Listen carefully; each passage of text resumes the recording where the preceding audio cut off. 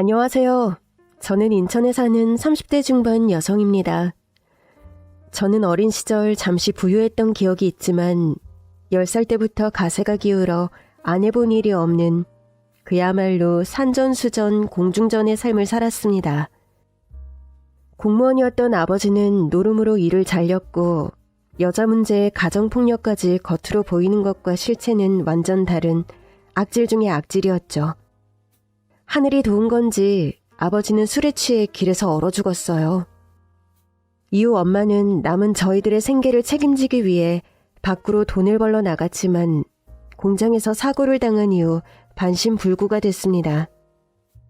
장녀인 저는 그렇게 15살 어린 나이에 소녀과장이 된 거죠.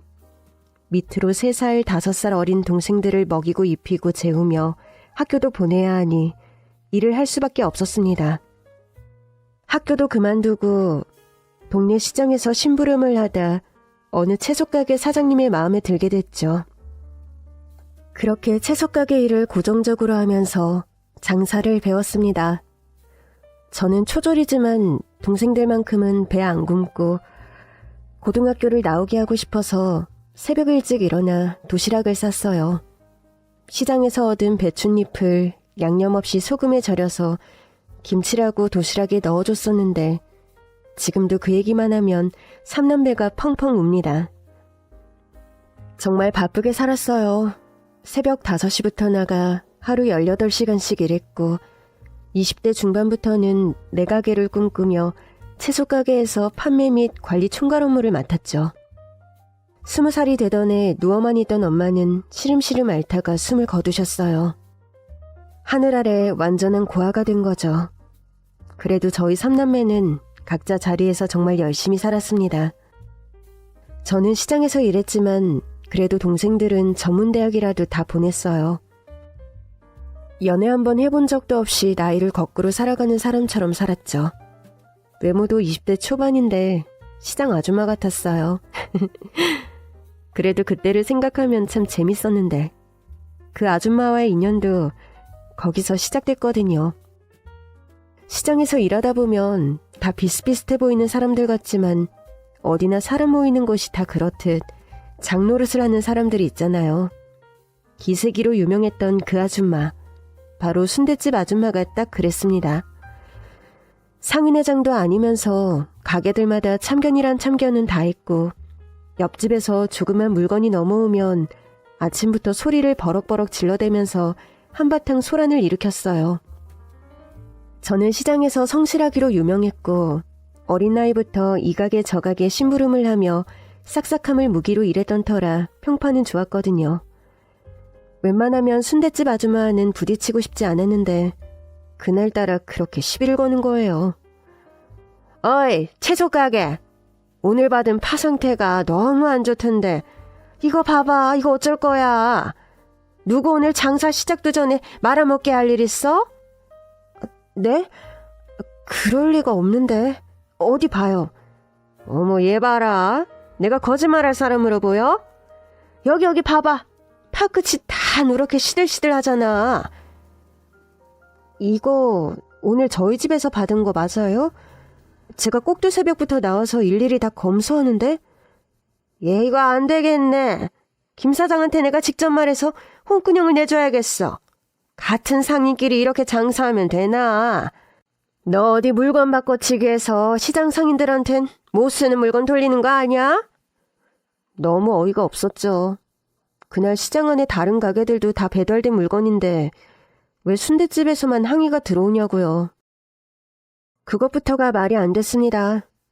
그 아줌마 때문에 구경하던 손님들까지 쫓을 것 같아서 저는 일단 알았다며 다른 물건을 다시 가져다 드릴 테니 가 있으라고 타일러 보냈습니다. 그 일이 있은 후부터 저는 순댓집 물건은 직접 배달했고 그 자리에서 물건을 다 펼쳐 보여줬죠. 그런데 참 인연이라는 게 무서워요. 이렇게 그냥 시장에서 마주치기도 싫은 그냥 상인 한 명으로 그 인연이 끝인 줄 알았는데 말이죠. 여느 날처럼 새벽 출근을 하고 있는데 웬 남자가 전봇대 옆에 쓰러져 있는 겁니다. 술이 만취가 된 건지 아파서 쓰러진 건지 분간이 안 돼서 일단 흔들어 깨웠어요. 길에서 자다 죽은 아버지를 생각하니 그냥 지나칠 수가 없었고요. 저기요, 여기서 자면 안 돼요. 저기요. 이 사람 어쩌지? 출근해야 되는데. 남자는 아무리 흔들어 깨워도 의식을 차리지 못했어요. 저는 남자의 재킷 주머니를 뒤져도 될지 고민하다가 저도 출근이 늦으면 안 되기 때문에 그냥 경찰을 불렀습니다. 경찰에게 인계하고 가려는데 경찰들이 하도 핸드폰 번호를 알려달라고 해서 불러주고 왔죠. 그 일이 있고 난 후 며칠이 지났을까요? 그때 쓰러졌던 남자라면서 전화가 걸려왔습니다. 저기, 안녕하세요. 일전에 충효약국 사거리에서 몸이 안 좋아서 길에 쓰러져 있었던 사람인데요. 혹시 기억하시나요? 기억나요. 이제 괜찮으세요?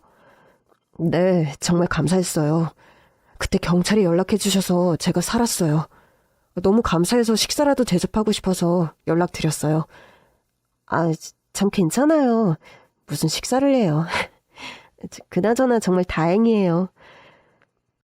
그래도 제 마음이 편치 않아서요. 동네뿐인 것 같은데 꼭 식사를 한번 대접하고 싶어요. 저 이상한 사람 아니에요. 부담스러우시면 사례라도 어떻게 해드리고 싶은데. 남자는 제가 아무리 거절을 해도 전화를 끊지 않았어요. 저는 슬슬 손님들이 들이닥치는 시간이라 남자의 제안을 더 거절하지 못하고 알겠다고 전화를 끊었죠. 이후 계속 남자가 문자로 연락이 왔고 어쩔 수 없이 한 달에 한 번 쉬는 휴일 저녁에 약속을 잡았습니다. 남자가 알려준 장소는 저희 동네와는 조금 떨어진 인근 도시의 시내였어요. 뭘 이렇게 지하철까지 타고 이동해야만 하는 장소를 잡았는지 저는 투덜대며 약속 장소까지 갔죠. 태어나서 처음 보는 가게였습니다. 어릴 적부터 시장통에서만 사느라 그런 근사해 보이는 식당은 지나가 본 적도 없었거든요. 외관부터 핑크핑크한 게 동화책에 나오는 공주들만 들어가야 될 것 같더군요. 두리번거리며 가게로 들어섰는데 그런 저를 단번에 알아봤는지 멀리서 손을 흔드는 남자가 보였습니다. 꽤 멀리서 봤는데도 허연 얼굴에 입술은 마치 여자처럼 붉은 남자였어요. 순간 거친 제 두 손을 내려보게 되더라고요. 그렇게 그 남자와 그 남자 얼굴만큼이나 허옇고 부드러운 파스타를 먹었어요. 그게 난생 처음 먹어본 파스타였습니다. 남자는 시장통 아저씨들과는 모든 게 달랐죠. 저는 사실 파스타처럼 고운 외모보다 그 굴곡 없는 긴 손가락에 반했는지도 모르겠습니다. 천사의 손 같은 그 고운 손을 잡으면 같이 낙원으로 갈 것 같은 이상한 감정이 들었거든요. 서머슨 같은 제가 그런 꿈을 꾼다는 건 마치 누더기를 입은 신데렐라가 마법으로 만든 호박마차와 유리구두 한 짝 덕분에 왕자와 결혼한다는 동화 속에나 입을 법한 이야기 같은 것이었죠. 그런데 진짜 한 달에 한 번 쉰다고요? 그럼 아침, 점심, 저녁 중 짬이 나는 시간이 아예 없는 거예요? 그건 아닌데 평소엔 새벽에 나가서 밤에 오니까요. 그렇군요. 그럼 우리 집도 가까운 것 같은데 수다 친구나 할까요? 수다 친구요? 그게 뭐예요? 뭐 말 그대로요. 짬날 때 수다 떠는 그냥 동네 친구. 그런데 그 짬이라는 게 제가 밤이라서. 밤이 수다 떨기 제일 좋은 시간이죠. 피곤한 하루를 끝내고 하루 종일 겪은 일들 씹고 욕하고 그렇게 털어내기? 오케이? 그렇긴 하네요. 괜찮죠? 동네 사람들 잘 안 가는 편의점 하나 있어요. 그 앞에 파라솔이 근사하게 잘 돼 있거든요. 요즘처럼 선선한 날씨엔 딱 좋아요. 저 거기 어딘지 알 것 같은데. 시장에서 역으로 가는 지름길 골목 삼거리에 있는 큰 편의점이죠? 오, 완전 통했네. 거기 규모는 좀 있어도 우리 동네 사람들은 거의 잘 모르는데 신기하네요. 우리 오가다 본 적도 있었겠어요? 그렇게 그 남자와 저는 틈날 때마다 퇴근길에 만나 캔맥주를 마시며 수다를 떠는 친구가 됐어요. 저는 남들에게 잘 말하지 못했던 가정사를 그 남자에게 다 털어놓았죠. 가방끈도 짧아 친구도 없던 제게 그는 아무도 모르게 숨겨둔 나만의 오아시스 같은 사람이었습니다. 반면 남자는 공부를 오래 했지만 공무원 시험에 여러 번 낙방했다고 했어요. 그래서 이제 다른 길을 찾고 있는데 그것도 여의치 않다며 힘들어했었죠. 저는 아는 게 없어서 큰 위로는 못 해주었지만 잘 될 수 있을 거라며 응원해 주었고 꽤 시간이 흐르자 일과를 다 공유하는 유일한 사람이 되어갔습니다. 가게에서 계산을 잘 못해 사장에게 깨진 얘기, 꽈배기집 아줌마와 닭집 아저씨가 싸운 얘기 등등. 소소한 시장통 얘기를 하며 깔깔대는 그 시간이 정말 좋았습니다. 그러던 어느 날 제가 너무 바빠서 연락이 안 된 적이 있어요. 남자는 보통 문자로만 연락을 했었는데 그날은 무슨 일인지 부재중 전화가 너무 많이 와 있는 거예요. 여보세요? 오늘 일이 너무 늦게 끝나서 전화를 늦게 받았어요. 많이 걱정했어요. 원래도 그 골목이 좀 어둡잖아요. 지아씨 그렇게 늦은 밤에 퇴근하니까 더 걱정했죠. 그래서 계속 골목 귀퉁이에서 기다렸어요. 몇 달에 한 번 이런 날이 있거든요. 내일부터 추석 대목이라 물건이 많이 들어와서 정리를 다 못한 게 있어서 남아서 했어요. 그랬구나. 우리 지금이라도 만날래요? 무슨 일 있어요?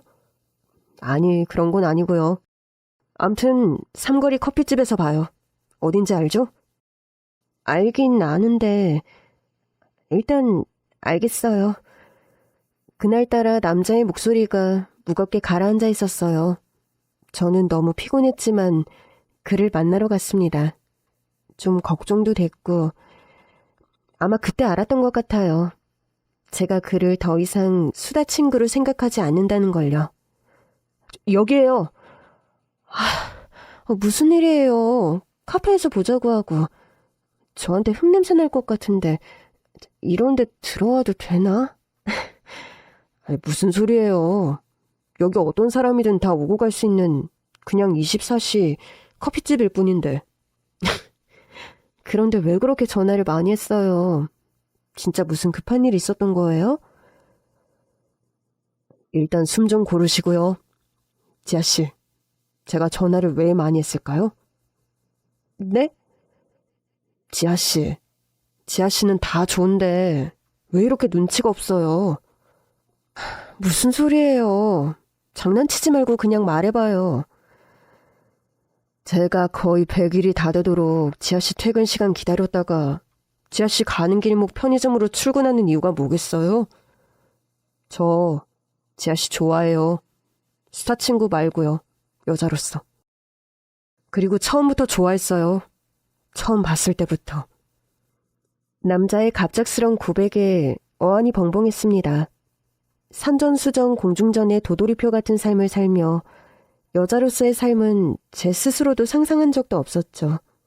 또 저에 비해 연약해 보이기만 했던 이 고운 남자가 저를 여자로서 좋아한다뇨. 살면서 고백을 받은 적도 처음이지만 저와 너무 달라 보였던 그가 저를 좋아한다니 심장이 풍선이라면 터질 것만 같았습니다. 그는 이전과 달리 박력 있는 남자의 모습으로 저에게 다가왔고 우리는 얼마 안가 연인이 되었습니다. 6개월 정도 했을까요? 남자와 여자로 만나면서도 쉽지만은 않았어요. 제 일은 여전히 바빴고 새벽에 나가 밤에 퇴근하는 일정에다 동생들과 함께 살고 있었기 때문에 연애가 더 나아가는 것 같지가 않았어요. 만난 지 7개월 차가 되던 봄이었습니다. 그는 제게 프로포즈를 했어요. 제 나이 26, 그의 나이 30살. 첫째 동생은 전문대를 졸업하고 취업을 했고 자신이 막내 동생을 잘 보살피겠다면서 적극 밀어주었어요.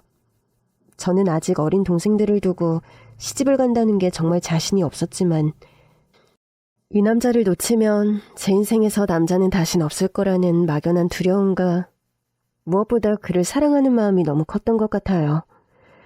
그렇게 그의 손에 이끌려 찾아간 예비시댁은 생각보다 으리으리했습니다.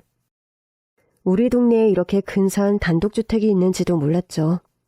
오래돼 보이는 단층의 단독주택이었지만 근사한 소나무가 담 밖으로 높게 솟아올라 있었고 잔디가 깔린 꽤 넓은 마당, 고풍스러운 분위기의 인테리어까지 왠지 모를 위화감이 느껴졌습니다.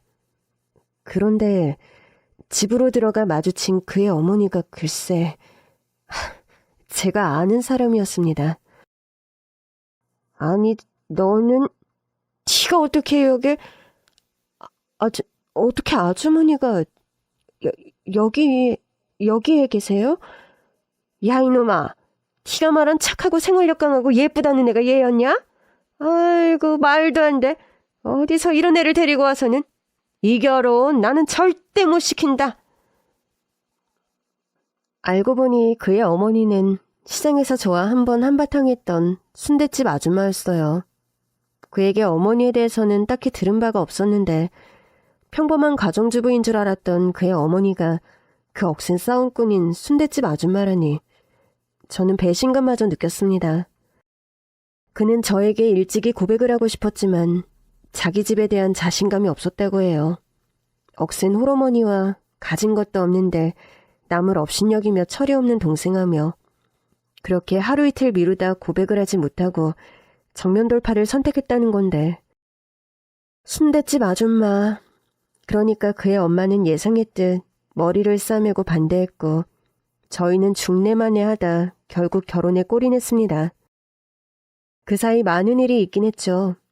그렇게 저의 시월드가 시작됐어요. 시모가 된 순댓집 아줌마. 아니, 이제 시모라고 부를게요. 나중에 들은 얘기지만 시모는 제가 자신과 같은 삶을 살아온 게 싫었다고 해요. 어렸을 때부터 고생하고 동생들 걷어먹여 살리고 그래서 자기 공부도 못하고 어릴 때부터 이 가게 저 가게 다니며 일하는 저의 모습을 보면서 안쓰러운 적도 있었지만 자신의 어릴 적을 보는 것 같아서 더 보기 싫고 더 못되게 굴었대요. 시모의 그런 마음이 한편으론 이해가 갔습니다. 살아온 삶이 비슷해서인지 저희는 성격도 꽤나 비슷했어요. 음식 남기는 꼴은 못 보고 쓸데없는 소비는 절대 하지 않았죠. 같은 시장에서 일하다 보니 처음에는 말도 많았지만 시모는 제가 배라도 굶고 일할까봐 꼭 순댓집으로 와서 밥을 먹으라면서 소리를 빽 지르고 가곤 했어요. 요즘 말론 츤데레라고 할까요? 저도 그런 시모가 싫지 않았습니다. 제게도 드디어 지분 같은 가족이 생겼다는 그 든든함이 뿌듯하기도 했고요. 그런데 그 행복이 짧을 줄 누가 알았겠어요. 몇 년 후 시동생이 결혼을 하면서 안정돼 가던 제 결혼 생활이 또 한 번 흔들리기 시작했습니다. 앞서 말했듯 시동생은 본인은 가진 게 없는데도 이상한 계급의식이 있는 사람이었어요. 순댓집을 하면서 재산을 크게 모은 시모만 믿고 온갖 소개팅은 다 하고 다니다가 웬 대학원생을 꿰어서 결혼을 한 건데요. 그 시동생의 그 와이프였습니다. 동서는 박사과정을 준비하고 있었거든요. 한마디로 저와 달리 배운 여자였죠. 저는 그런 동서가 멋있고 친해지고 싶었는데 동서는 아니었나 봐요. 시모가 함께 있을 때와 없을 때가 그야말로 천지 차이였습니다. 시모와 있을 때면 형님 하며 깍듯이 했고 과일 하나도 제가 깎지 못하게 했어요. 그런데 시모가 잠시 화장실만 가도 완전히 돌변했습니다. 처음엔 그 정도가 심하지 않았는데 날이 갈수록 더했어요. 저기요, 아무리 제가 한다고 했어도 아무것도 안 하시면 어떡해요? 동서, 지금 무슨 얘기야? 또 못 들으신 척 하네. 귀가 안 들리나? 아니에요. 됐어요. 지금 내가 못 들은 척 한다고 했어? 어머, 형님, 갑자기 왜 그러세요? 저는 잘한다고 했는데. 기분 언짢으신 게 있으시면 그냥 말씀해주세요. 제가 앞으로 더 잘할게요. 너 지금 뭐 하는 거냐? 어머니, 아니 그게 아니라 동서가 지금 저한테 아니에요, 어머니. 제가 형님 기분을 상하게 해드렸나 봐요. 아니지, 지금 기분 상할 일이 뭐가 있어. 과일 먹다가. 참, 아유, 너 뭐 때문에 애를 찾고 있었어? 잘 됐다. 말 나온 김에 말 좀 해봐라. 지난번 추석 선물 세트 사건도 내 보기에 네가 너무했더만. 돈 좀 쓰지. 그게 선물이라고 가져와서는 무거워서 한 개만 들고 갔다는데 그렇게 화를 냈다며? 제가요? 그게 아니라 저보고 동선의 집에 가져다 놓으라고 해서 제가 그럴 시간이 없다고 했을 뿐이에요, 어머니. 왜세요, 형님? 그때도 지금도 그때 제가 손목을 다쳐서 무거워서 하나만 들고 간 거지. 형님 선물을 무시해서 그런 게 아니었는데. 어딘가 잘못돼도 한참 잘못됐다는 생각이 들었습니다. 추석 지나서 참치 세트와 식용유 세트가 많이 들어왔길래 시댁에 갖다 드리면서 동서도 필요하면 챙겨가라고 말한 적이 있었어요. 그런데 동서가 자기네 집으로 갖다 달라는 거예요. 제가 그럴 시간이 없다고 미안하다고도 했는데 시모는 전혀 딴소리를 했습니다. 게다가 시모 앞에서 갑자기 눈물을 터뜨리는 동서를 보니 어떻게 해야 될지 당최 모르겠더라고요. 정말 당황스러웠지만 그땐 동서보다 제 말을 하나도 믿지 않는 시모에게 더 서운했어요. 그렇게 저를 오래 지켜보셨으면서 제가 그럴 사람으로 보였던 건지 저는 억울해서 말이 잘 나오지도 않더라고요. 그날 이후부터 시모는 시장에서 저를 봐도 본체만 체하며 거리를 두는 듯 했습니다. 더 이상 제게 밥을 먹으러 오라는 말도 하지 않았죠. 남편은 뒤늦은 취업으로 회사 일이 바빴던 터라 어떤 하소연도 할 수 없었습니다. 저도 이러다 말겠지. 가족끼리 싸움은 물베기라고 생각하며 다시 바쁜 나날을 보냈어요. 그러던 어느 날 옆집 생선가게 아줌마가 저희 시모가 요즘 디스크가 도져서 잘 걷지도 못한다는 얘기를 해주더군요. 같이 도수 치료를 받으러 다닌다고는 하는데 그걸로 치료가 될 것 같지 않다면서 귀띔을 해줬어요. 저는 시모가 걱정돼서 이른 퇴근 후 시댁으로 갔습니다. 시모가 좋아하는 소고기를 사들고요. 평생 순대 장사를 하며 고생한 시모는 온 전신의 관절이 많이 안 좋았어요. 하지만 워낙 짠순이라 돈 아낀다고 실비보험이 되는 간단한 도수 치료만 하고 있는 듯 했습니다. 그런데 현관에 들어서니 동서의 비싼 명품 구두가 먼저 보이더군요. 어머니, 저 왔어요. 어머, 동서도 와 있었네? 형님 오셨어요? 말도 없이 어쩐 일이세요? 어머니 뵈러 왔지. 어머니, 소고기 좀 사왔어요. 제가 밥 좀 차릴까요? 식사하셨어요? 됐다. 누가 반긴다고 여기 왔냐? 또 싸우려거든 집에 가서 너 혼자 먹어라. 에이, 무슨 말씀을 그렇게 하세요. 냉장실에 일단 고기 넣어둘게요. 빨리 드셔야 해요. 그리고 옆집 방씨 아주머니한테 들었어요. 도수치료 다닌다면서요? 그거 아픈 거 오래돼서 큰 병원 한번 가보셔야 될 것 같은데. 그렇게 되면 나중에 못 걸으세요, 어머니. 할 짓 없는 여편네가 별소리를 다 짓거리고 다녔네. 얘, 내가 못 걷기를 바라는 거냐? 그리고 네가 돈 벌어서 데리고 가는 것도 아니면서 누구 등골 빼먹으려고 생각해주는 척이야. 생각해주는 척이긴.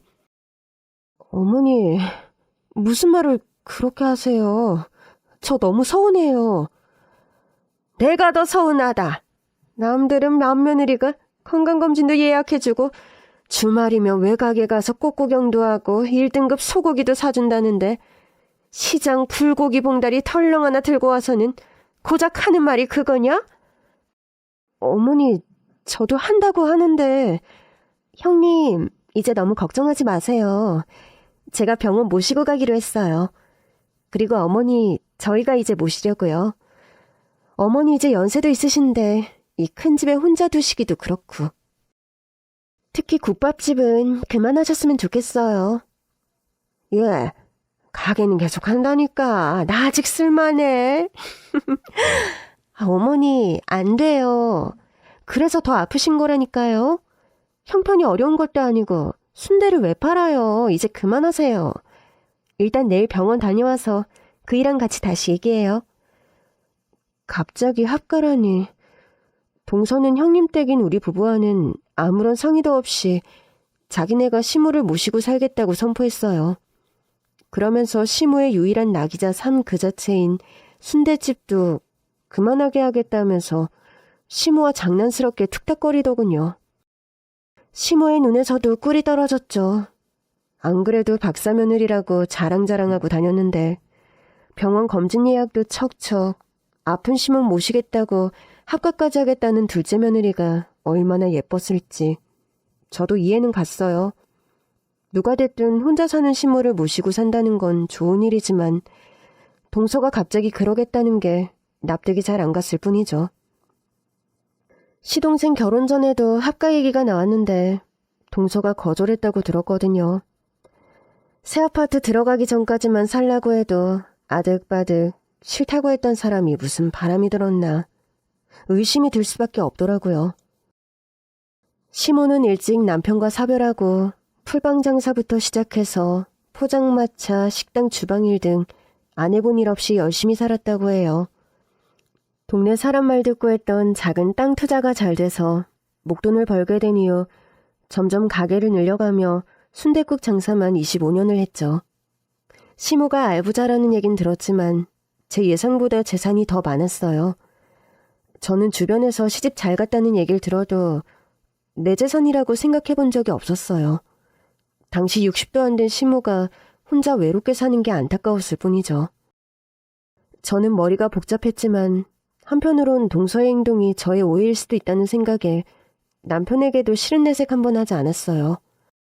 시동생네는 빠르게 일을 진행시켰고 이삿날도 잡혔죠. 그런데 얼마 안 있어 시모가 갑자기 제가 일하는 채소가게로 씩씩대며 찾아왔습니다. 너 뭐라고 했길래 둘째가 아침부터 또 울고불고 난리인 거냐? 너는 대체 뭐가 그렇게 마음에 안 들어서 어린 동서한테 그렇게 못되게 굴어? 어디서 못된 것만 배워가지고 못 배운 안을 거기서 푸는 거야 뭐야? 어머니 지금 무슨 소리세요? 동서가 또 뭐라고 했어요? 아니 걔네가 살던 집 전세가 안 나가서 당장 양쪽집 살림하게 됐으니 부동산 왔다 갔다 하는 것 좀 신경 써달라고 부탁했다며. 그게 그렇게 힘들디? 형님이 돼서는. 어머니 저나 그이나 일하는 사람인데 어떻게 일일이 그걸 신경 써요. 심지어 우리 동네도 아니잖아요. 동서도 놀고 있고요. 그리고 자기 집은 자기가 관리해야지. 그런 부탁을 하는 게 상식적으로 저는. 상식? 너는 상식이 있고 상식이 있는 애가 거의 빈손으로 시집 오지 않았어?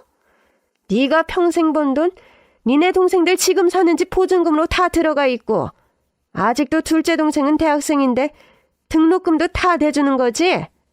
내가 장사만 30년이다. 내 눈 속이려 들어도 넌 안 돼 나한테. 어머, 얘기가 왜 거기로 튀세요?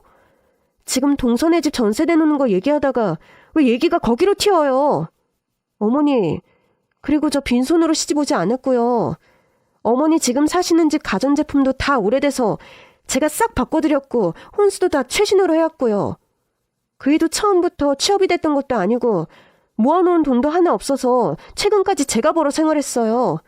지금도 제가 더 벌고요. 얘 좀 봐라. 홀커니. 이게 네 속마음이지? 이렇게 생각해놓고 세상 날개 없는 천사처럼 야가 빠진 것. 옛말에 착한 척하는 게 더 나쁜 거라 그랬다. 이제야 본색을 드러내네.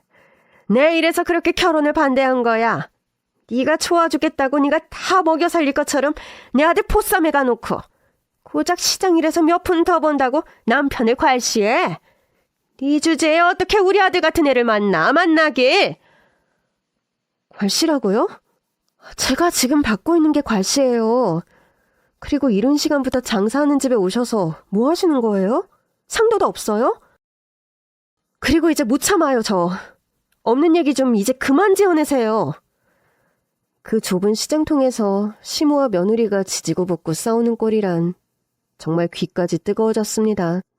그래도 장사를 해야 하니 씩씩거리며 분에 겨워하는 시모를 돌려보내고 한창 바쁘게 일하고 있는데 남편까지 전화와서 화를 내더군요.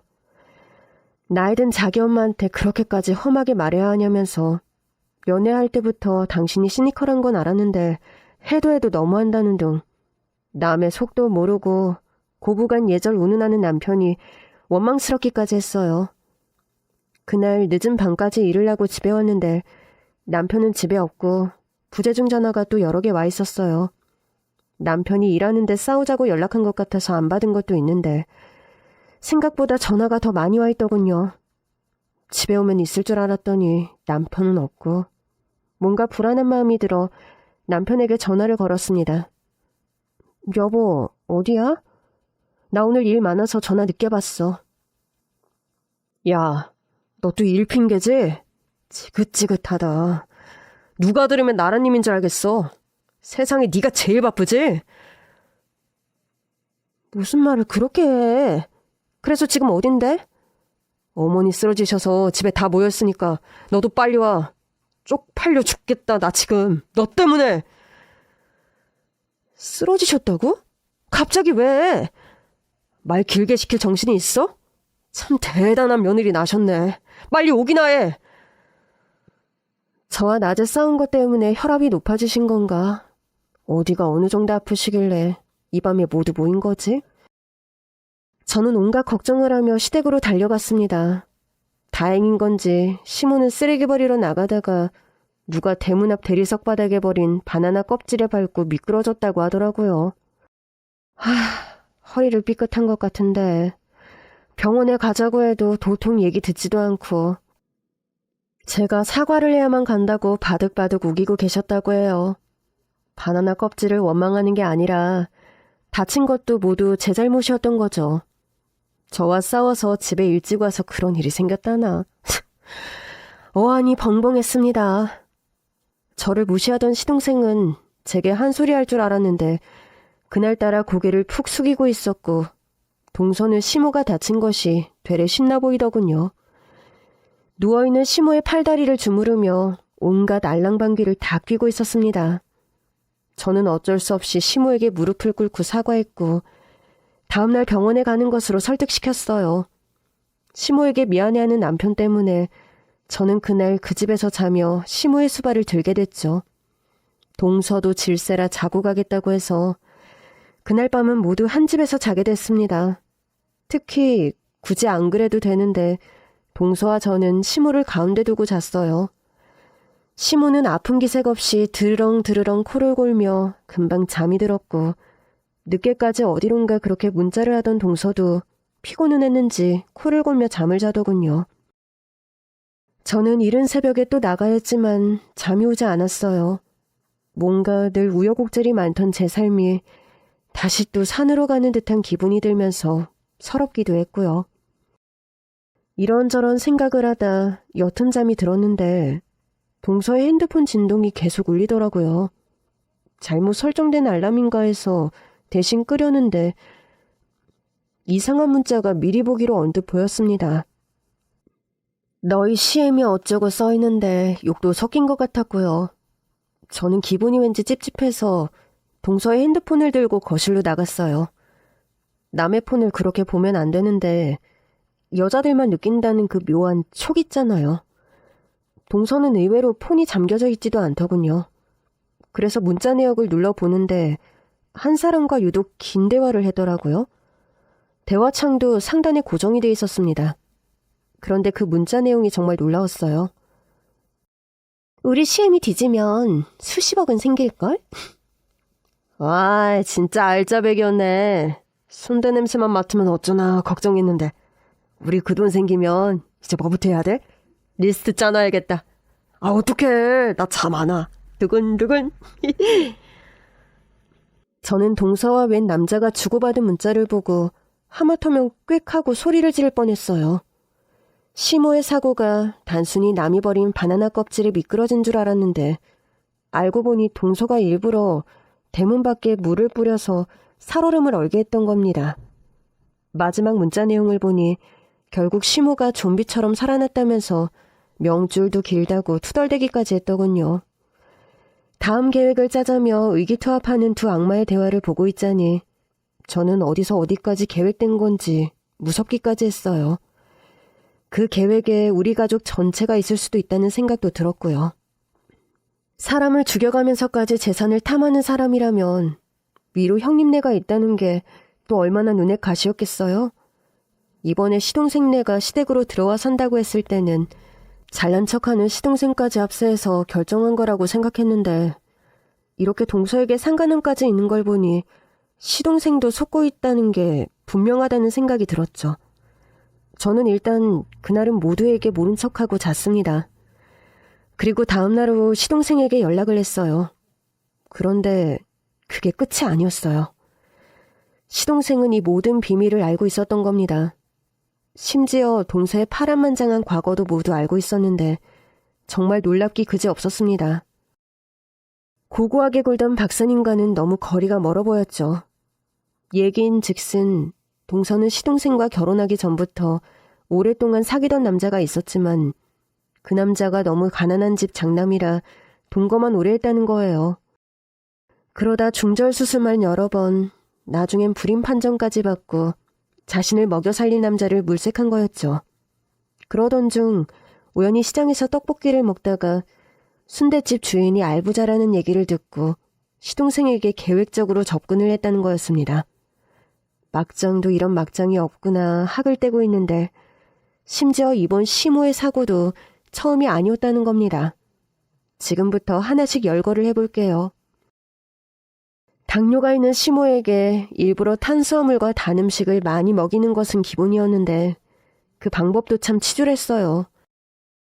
달달한 커피를 좋아하던 시모에게 미국에 사는 친구가 선물했다며 설탕 없이 단맛이 나는 커피라고 속인 거예요. 그리고는 설탕을 때려 부은 커피를 계속 먹인 겁니다. 심지어 10병이나 직접 제조해서 시댁 냉장고를 한가득 채워놓고 쓰러지길 고사를 지낸 거죠. 아무것도 모르는 시모는 박사 며느리라 이렇게 신기한 물질을 미국에서 얻어왔다며 친구들도 안 주고 매일 몇 잔씩 혼자 먹었다고 해요. 얼마 전에 시모가 코로나로 죽다 살아났는데 알고 보니 그것도 동서가 일부러 코로나에 걸려와서는 시모에게 옮긴 거였어요. 평소 기관지와 폐가 안 좋던 시모는 코로나가 걸리기도 전에 순댓집을 자체 휴업할 정도로 감염에 신경 쓰던 사람이었거든요. 대체 어디서 걸렸나 했더니 그 예뻐하던 둘째 며느리였던 거죠. 당시 동서는 자긴 아니라고 발뺌을 했거든요. 저는 그제야 그 상간난 놈과 동서의 문자 전말을 이해할 수 있었어요. 그들이 시모를 좀비라고 표현했던 것도 납득이 가더군요. 시동생은 동서와 상간남 사이를 눈치채고 뒤를 밟던 중 황당하게도 다른 곳도 아닌 자신의 어머니 집 앞에서 이런 개수작을 부리는 두 사람을 목격한 거죠. 정말 간도 크지 않나요? 이후 시동생은 시모의 안전을 위해서 집안 곳곳에 몰래 CCTV를 설치해 두었고 그 안에는 시모가 시장을 간 틈을 노린 그들의 만행들이 고스란히 담겨 있었다고 해요. 더럽게도 시댁에서 그 짓까지 했다는 겁니다. 인간이라면 할 수 없는 짓 아닌가요? 증거로도 이건 빼박이고요. 시동생은 그들에게 복수를 할 거라며 저에게 일단 가만히 있어달라고 하더군요. 결혼 후 거의 처음으로 대화를 나눈 건데 늘 잘난 척이 몸에 배어있다고 생각했던 시동생은 완전 다른 사람이 되어 있었어요. 저에게 그동안 미안했다며 사과도 했고요. 하지만 이대로 시동생에게만 이 짐을 다 지울 수는 없었습니다.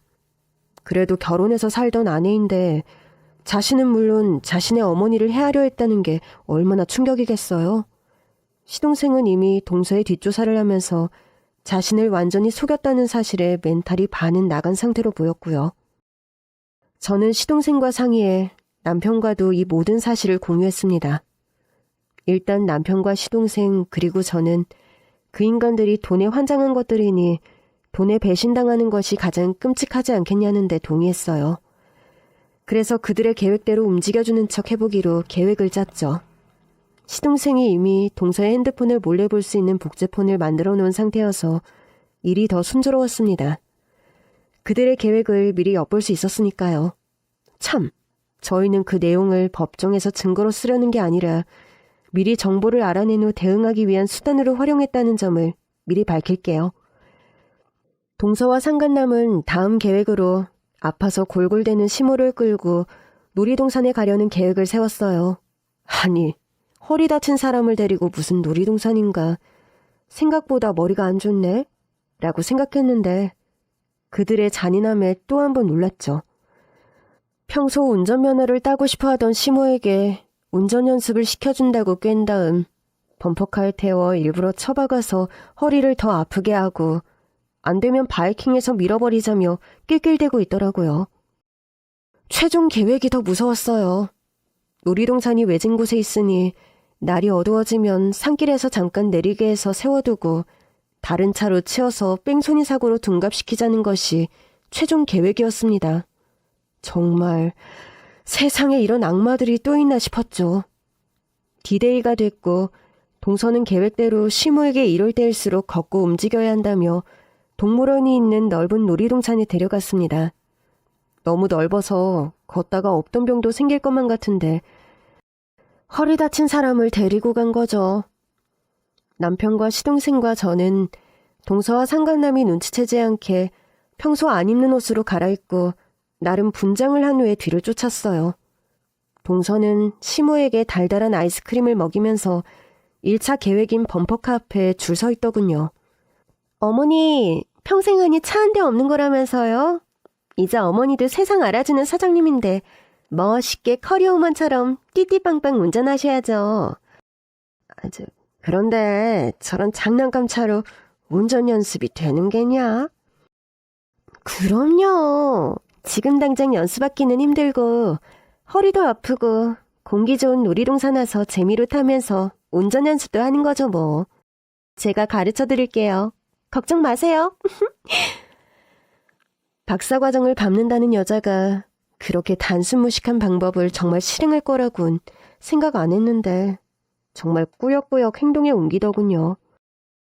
하지만 저러다 진짜 시모가 크게 다칠 것만 같아서 저희는 계획을 변경했습니다. 동서에게 집에 일이 있으니 빨리 돌아오라고 재촉한 거죠. 동서는 양심은 있는지 놀이기구 타는 걸로 시모를 괴롭힐 계획은 접고 집으로 그냥 돌아오는가 했는데 집이 아닌 외진 산동네 비포장길로 가는 겁니다. 저희는 눈에 띄지 않게 일정한 간격을 두고 멀리 떨어져 갔지만 차의 위치 추적기를 달아놨기 때문에 쫓아갈 수 있었어요. 그리고 이러다 정말 사달라겠다 싶어 속도를 냈죠.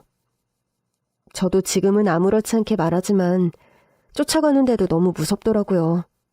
만약 이렇게 쫓기만 하고 막지 못한다면, 그래서 시모가 목숨이라도 잃게 된다면, 이미 증거도 충분한데 괜히 놀려먹으려다 정말 시모가 잘못된다면 온갖 생각들이 머리를 어지럽혔습니다.